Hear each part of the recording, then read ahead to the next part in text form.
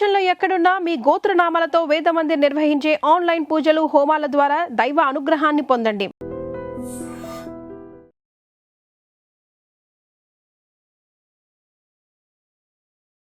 నమస్కారం, welcome to I dream. ధర్మ మార్గం విత్ విజిత కార్యక్రమానికి స్వాగతం.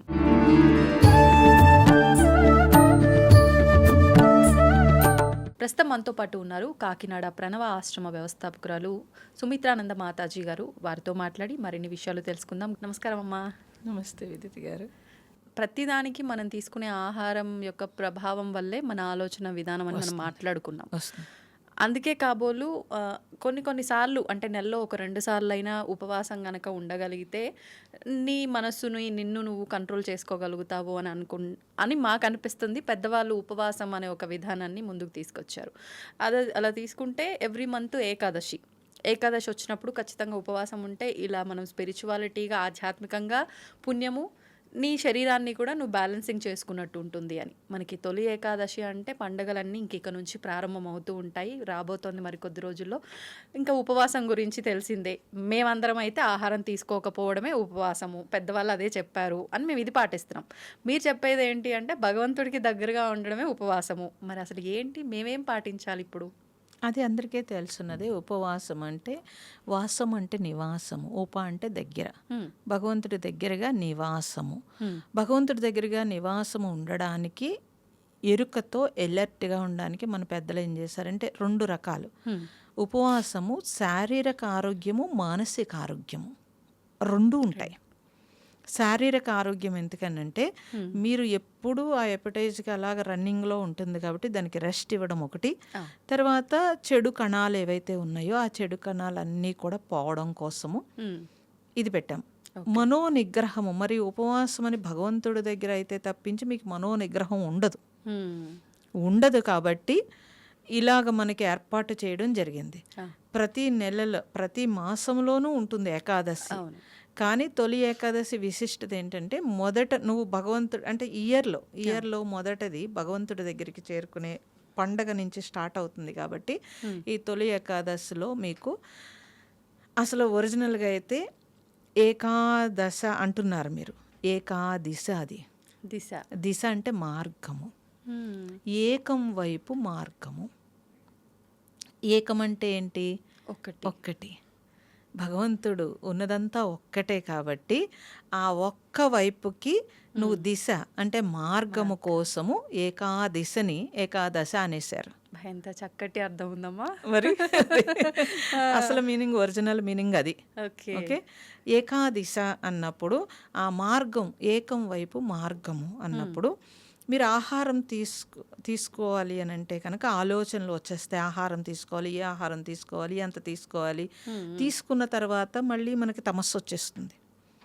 కాబట్టి ఆహార నియమం అందుకు పెట్టారు. ఓకే. సో దాంట్లో మళ్ళీ మనం ఉండలేం కాబట్టి టీ తాగేయచ్చా, కాఫీ తాగేయచ్చా, లేకపోతే ప్రసాదం తినేయచ్చా, ఇన్ని రకాలు చెప్తున్నారు. అవును, అంటే ఉడికించినవి తినద్దు ఇలా ఏవో చెప్తారు. ఎందుకని అసలు ఉండలేని వాళ్ళ కోసం అది పెట్టారు. ఉండగలిగితే నిరాహారంగా పూర్తిగా ఎంటీ స్టమక్తో వాటర్ ఒక్కటే తీసుకుని మీరు చేయగలిగితే కనుక 2 రకాల ఉపయోగం. ఒకటి శరీరంలో కణాలన్నీ వేస్ట్ అన్నీ పోతాయి ఒకటి. రెండవది ఏంటంటే ఆహారం తీసుకున్నప్పుడు కొంత శక్తి దానికి పోతుంది. అలా పోకుండా ఇది అంటే నేను ఉండలేను అన్నది మానసిక పరిస్థితి. అందుకే భగవంతుడితో లింక్ పెట్టినప్పుడు ఆ మానసిక పరిస్థితి స్ట్రాంగ్ అవడం కోసం లింక్ పెట్టి ఉంచారు. కాబట్టి నేను ఉండగలను, నేను భగవంతుడికి ఏమీ ఇవ్వలేకపోతున్నాను, అట్లీస్ట్ ఈ ఒక్క రోజు నా ఆహారాన్ని వదిలేసి త్యాగం చేస్తాను. అన్నీ ఆయనే ఇస్తున్నాడు మనకి, ఎంతో త్యాగం చేస్తున్నాడు భగవంతుడు. నేను ఈ ఒక్కరోజు త్యాగం చేయలేనంటారా? చేయొచ్చు అనుకుంటే అని మనం ఏమైనా నిర్ణయించుకుంటే ఉండగలరు. అలా ఉన్నప్పుడు ఇంకా మరీ ఉండలేకపోతే రాత్రి ఏదైనా పలహారం కాదు, పలహారం అంటే టిఫిన్లు ఇవన్నీ వచ్చేస్తాయి. పలహారం అనలేదు, ఆహారము అన్నారు. అంటే ఫలాల్ని ఆహారం కింద తీసుకోమని. ఫ్రూట్స్. అంతే, అంతవరకే చెప్పారు.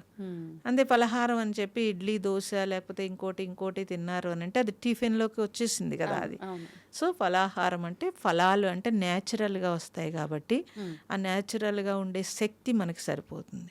మీరు ఫలాలు తీసుకోవాలంటే అసలు మన ఇంట్లో ఏదైనా ఒక పండు పండింది అనుకోండి, ఆ పండు పూర్వం అయితే కనుక ఇలా ఉపవాసం ఉన్నవాళ్ళు చెట్టు దగ్గరికి వెళ్ళి దండం పెట్టుకుని చెట్టు నుంచి కోసుకుని తినేవారు. ఎందుకనంటే ఆ చెట్టు నుంచి ఆ ప్రాణశక్తి వస్తుంది. అందుకని ఒక్క ఫలం తీసుకుంటే అది రోజంతా వాళ్ళకి ఎనర్జీని ఇచ్చేది, ఆ మన్నాడంతా కూడా బోల్డ్ ఎనర్జీ ఇచ్చేది. ఇప్పుడు మనం కోసి ఫ్రిడ్జ్లో పెట్టి బజార్ నుంచి తెచ్చి దాంట్లో జీవకణాలు చనిపోయి రుచి ఉంటుంది కానీ జీవకణాలు చనిపోతాయి కాబట్టి మనకి శక్తి సరిపోదు. కాబట్టి మా పూర్వీకులందరూ మేము చూసింది ఏంటంటే ఉపవాసం ఉన్నప్పుడు తప్పనిసరిగా దొడ్లో ఉండే ఏ ఫలాలు ఉంటే అవి తీసుకునేవారు, అలాగే తినేవారు. సో చదువుకోపోయినా వాళ్ళకి అన్నీ తెలుసు వరుసగా. కాబట్టి ఇప్పుడు మనం ఏర్పాటు చేసుకోవచ్చు. మాకు తెలిసినంత వరకు దొడ్లో అన్ని రకాల ఫలాలు ఏర్పాటు చేసుకునేవారు. మీరు ఏకాదశి తప్పనిసరిగా ఏకాదశ అన్నప్పుడు ఏకం వైపు భగవంతుడి వైపు ప్రయాణం చేస్తున్నాం కాబట్టి నిరాహారంగా ఉంటే నిర్గుణ స్థితి వస్తుందంటే గుణం లేవదు. ఎందుకు గుణం లేవదు అని అంటే మీరు తీసుకునే ఆహారంలో రజస్సు తమస్సు ఏమీ ఉండదు. ఆహారమే తీసుకోవట్లేదు కదా, తీసుకోవట్లేదు కాబట్టి నిరాహారము నిర్గుణ స్థితినిస్తే ఏకం వైపు ప్రయాణం చేయడాన్ని ఏకాదశ అన్నారు. అది ఏకాదశి. ఓకే. మరి ఇప్పుడు మీరు ఇందాక అన్నట్టుగా ఆ రోజు నైట్ పండ్లు తీసుకోవచ్చా? అవి కూడా మేము ఉండగలము ఉండగలిగితే అవి కూడా తీసుకోకుండా మరుసటి రోజు వరకు ఉంటాయి. ఇంకా లోపల ఎంతో శుద్ధి అవుతుంది.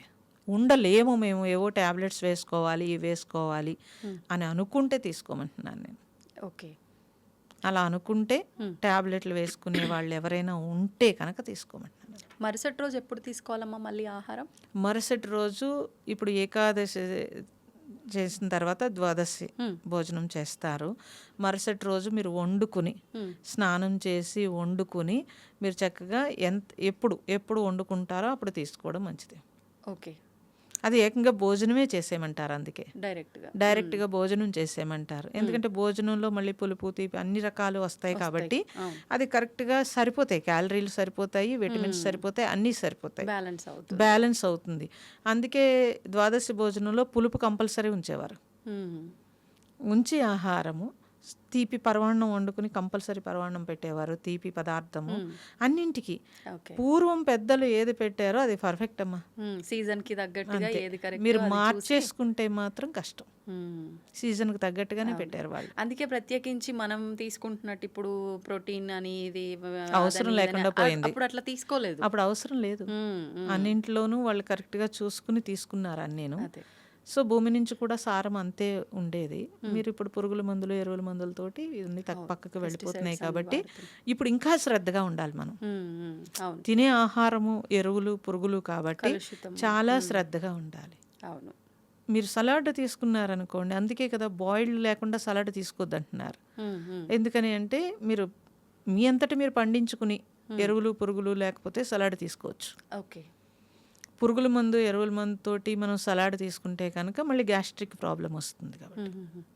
అమ్మ నేను విన్నంత వరకు ఏకాదశి రోజున ధాన్యంలో ఏదో అంటే రాక్షసుడో ఏదో ఉంటుంది. ధాన్యం అంటే రైస్ తీసుకున్న వాళ్ళకి ఈ రూపంలో ధాన్యాన్ని కనుక మనం సేవిస్తే దోషము, అంతకుమించి మీరు వేరే ఏం తీసుకున్నా కూడా తప్పులేదు అని చెప్పి అది ఎవరెవరో శాస్త్రము ప్రమాణం అయినప్పుడు శాస్త్రములో మనకి పూర్వం అంత పెద్దలు ఏం పెట్టారో అదే కరెక్ట్ అమ్మా.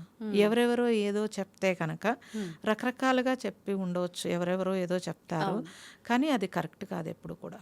ఓకే. ఇప్పుడు అసలు చేసేది ఎందుకు అది ముందే తెలియచేసాము. చేసేది ఎందుకు? ఇప్పుడు ఉట్టప్పుడు కూడా ఉపవాసాలు ఉండొచ్చు.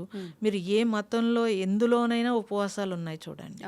అది ఎందుకు చేస్తున్నారు?